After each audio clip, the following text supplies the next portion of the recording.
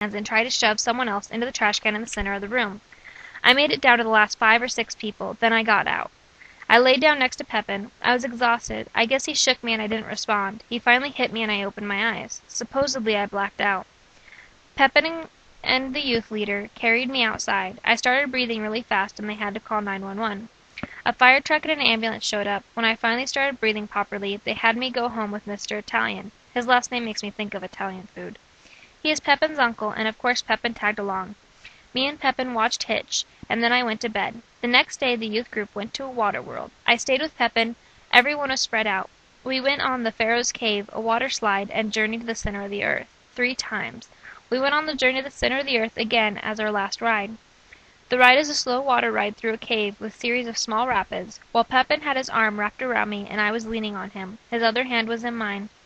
He slowly pulled his hand out of mine and placed it on my cheek. He lifted my face and brought his lips down against mine. It was a rush. I felt like I had never felt before. One of us broke away. I leaned against him, smiling and blushing like an idiot. Then he whispered in my ear that he wanted to kiss me again, so I leaned up my head and said okay and let him. It was so amazing, the power of a first kiss, so unbelievable. The whole day we had been holding hands, and the rest of the night my hand rested in his. Oh, how wonderful a first! Both of our very first kiss. I thought that I would be happy forever, but then Sunday melted into Tuesday, and all the despair returned in double. I was ready to just consume a bottle of Tylenol and just leave. Little did I know that, a bottle of Tylenol wouldn't kill me. I was sick and tired of all the chaos. Well, I started talking to Pepin, and he stayed hours talking to me, just telling me why he needed me to live, how many people cared, and stuff like that. Well, I finally got to bed, and a knock came to my door. Sheriff's Department. Pepin had called Ginger Pelt, who told her dad, who called the police. Well, the police took one look at me and talked to me for maybe 3 minutes and left. Right there I learned how much I really meant to them. When my brother had attempted to commit suicide, he had called someone they didn't believe him, and he almost killed himself. But he couldn't get the gun to shoot. Well, the very next day was Wednesday youth group. I ended up walking down and getting on my knees. I cried so hard. Then someone helped me through the sinner's prayer, and I took Jesus into my heart. I felt refreshed and lighter, like the burden had been taken off my shoulders. Thursday the whole school went to Frontier Ranch. My stepdad was trying to make it where I couldn't go, saying that I needed to go to Cedar Springs for medical attention. I ended up going. It was 2 full days and 1 night. It was fun. Thursday night, I hopped into the pool with Pepin. We were both in street clothes. I actually dunked him. I was so proud of myself. Well, Tiffy, Pepin, and me talked about many things we could do to protect me from my stepdad. Well, Friday afternoon, I was feeling sick and ended up passing out into 3 of my friends' arms. I had stopped breathing and they couldn't find a pulse. Well, they did a lot. I hear different things from everyone. Later, my school nurse told the principal I faked it. When I opened my eyes, Pepin and Ginger Pelt were standing in the clear zone watching.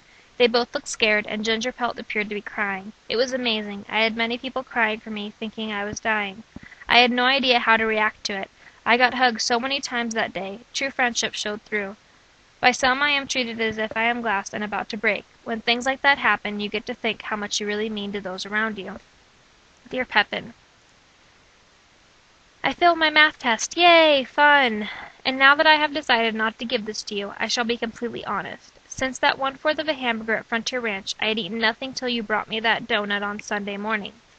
And since then, have eaten nothing but a single saltine cracker. I don't know what's wrong with me. I love my life and love the way I look. I just find food repulsing. I want someone to take me and force me to eat, but for some reason I stay silent. You are the only one that can make me eat, so I'm keeping you in the dark. September 10th, 2005. Updating on everything would be impossible, or very close. Let me start with a poem I wrote. You ask me why I cry. You wonder why it hurts. You can look into my eyes and not understand. I don't expect you to understand till you see life through my eyes. These eyes that cry acid tears. These eyes that beg to be glued shut. If you could see through my eyes, would you be able to see the same? You ask me what's wrong, and you can't hear my answer in silence. I don't expect you to hear until you've heard what I hear. Until you heard the yelling, or hear that you are nothing. I don't expect you to understand until you've heard the pain. It gets so loud you can't even begin to drown it out. Until you have woken up to the sound of your mother's torn and shattered tears. Until you've heard the fear in someone else's eyes. I don't expect you to hear my cries until you've heard what I've heard. You ask why I become silent when people are around, why I'm so distant. But I don't expect you to understand till you've said what I've said. Until you've been shut down for saying I love you. until you have held your tongue about the bruise because it will only cause more pain, until you have begged to be heard at all. I can't expect you to understand until you have lied just to feel loved. I don't expect you to understand until you've said what I've said. You couldn't understand. I don't expect anyone to understand, or even feel my pain. I couldn't. I shouldn't fool myself again. Okay, so my parents aren't even living in the same building anymore, but they're still married. I don't know what's going to happen next. Well, on the other hand, my friends have been a great support. Me and Pepin are growing closer together. I am falling in love all over almost every day. I'm taking life one day at a time and just trying to get by. When the walls are crashing down on you and the floor fills your feet, where does that leave you? September 18th, 2005. Hello everyone. I have been really sick lately, passing out, being in bed from exhaustion, crying because it hurts so bad. Tomorrow I go and get a bunch of testing, then more tests on Wednesday. I have been incredibly sick today. Pepin is scared I am dying. I am instant messaging him at the moment. He is really scared and panicking and scaring me. It hurts really bad. I feel like I am burning up. His words. Well, if you're suffering, I am too. That can't be helped. Lying awake all night worrying about you. I love him so much and he loves me. Maybe I have found true love. God, please listen to me. Please help me. I'm not ready to go home, not yet. I still have a lot in life I need to do, a lot I want to accomplish. I want to marry the love of my life, have children, live my life for you. I love you, God, so much. I love you. Please. And thank you. Love me. When my soul was lost in the shadowy depths of evil, you called upon my name. I wouldn't listen to your words. I was trapped in my unholy ways. You continued to hold me close as your child. When everything had left me, you carried me to sturdy ground.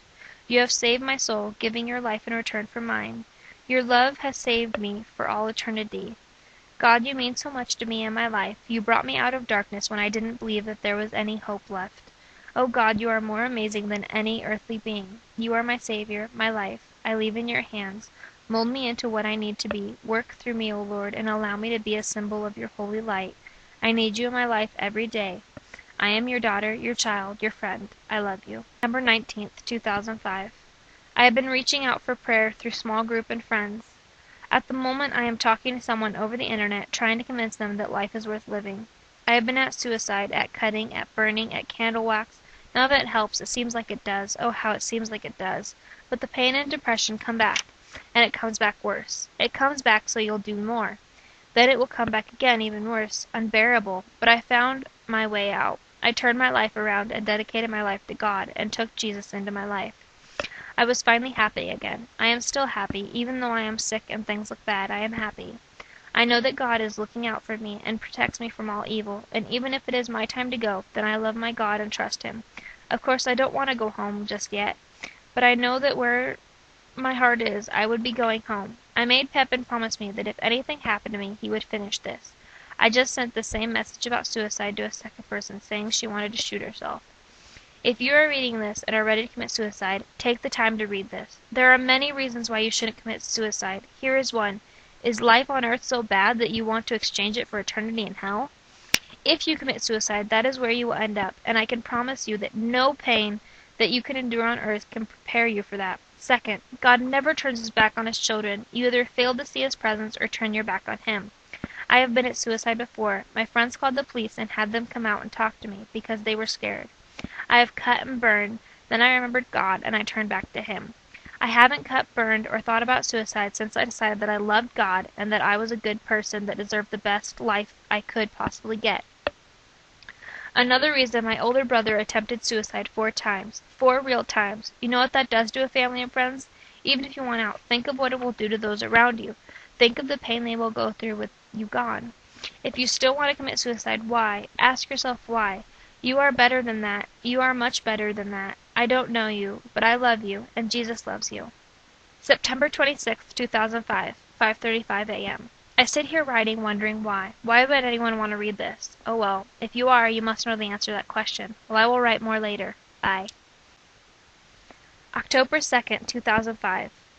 Greetings. Okay, I know that I have been writing about how I have been sick and scared, and a lot of other people scared as well. I am going to have surgery on the 12th of this month. I am scared, but Peppa keeps telling me not to worry. While I am going to do other stuff, I can't concentrate on writing, so till then, farewell. October 22nd, 2005. Dear whomever you are, I haven't had my surgery yet, but a crazy amount of things have happened. On the 6th, Pepin promised that he would never masturbate again, but lately he has been having urges. I cut again, but on the 20th I re-promised not to, and am not going to give in. My mom and stepdad are getting divorced. 2 nights before I found this out, I was at youth group with Pepin. We didn't go into service, though. I was having a breakdown. After 3 hours I had broken off with Pepin, getting my key back, a heart-shaped key that represents the key to my heart, and promised to come back when I was ready. Well, I knew that I was looking at tough times and didn't want to hurt him, but Wednesday the 19th of October was the first time I saw him cry, and it was because I was breaking his heart. The next day Pepin was more depressed than I have ever seen him. I couldn't bear it, so I wrote him a letter on a piece of paper, made it into an envelope holding the key inside. So we are going out again. Just tonight he promised to help me through recovery. He also promised he would never hurt me. I hope that he never breaks that promise. He is one of the only reasons I have been able to maintain sanity. I have been fighting depression. I thought I would be happy again now that we are getting away from my stepdad. I don't know if I have ever talked about Drake, but he is also bothering me. That is for another time, though. I am a sound tech for Diary of Anne Frank for my high school's play.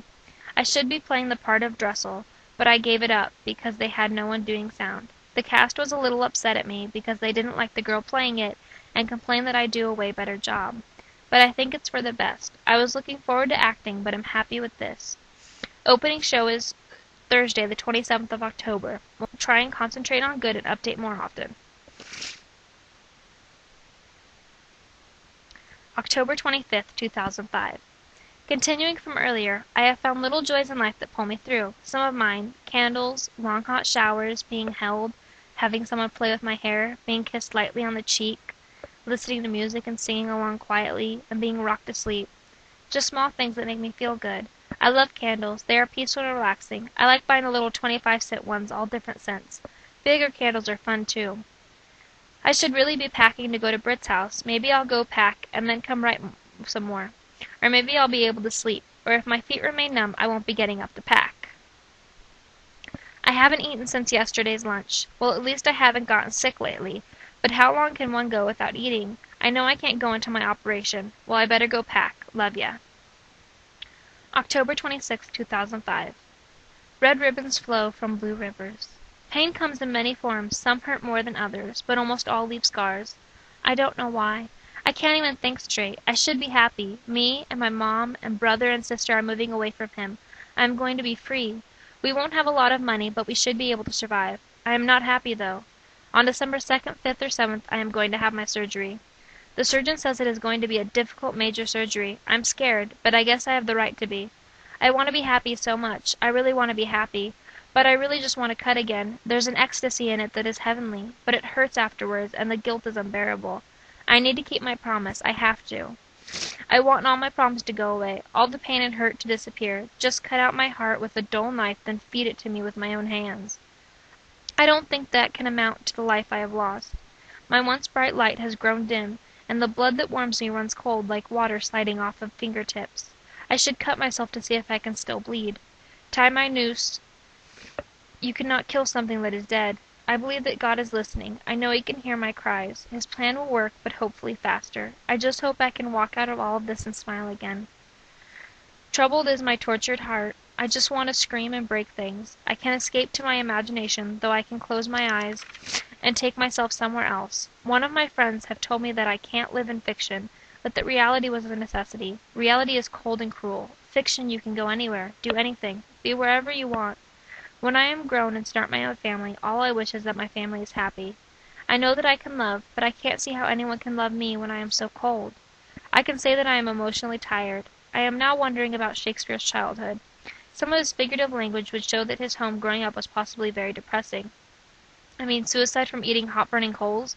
I can just imagine burning the esophagus and then slowly boil the intestines, and finally melt the flesh to the black, flaky char. People say that they feel sorry for me, but that doesn't exactly help. I am cold, aren't I? I can pretend to be happy, but it's not the same. I now wonder if I can pretend to be happy, then I really am not. What's the difference? I don't know. I mean, I could write of misery for hours, but ask me to write something happy and I blank. What is happy anyways? Does anyone know what it is to be truly happy? I used to think that I knew, but lately I can remember very few times of being happy. Sad, I know.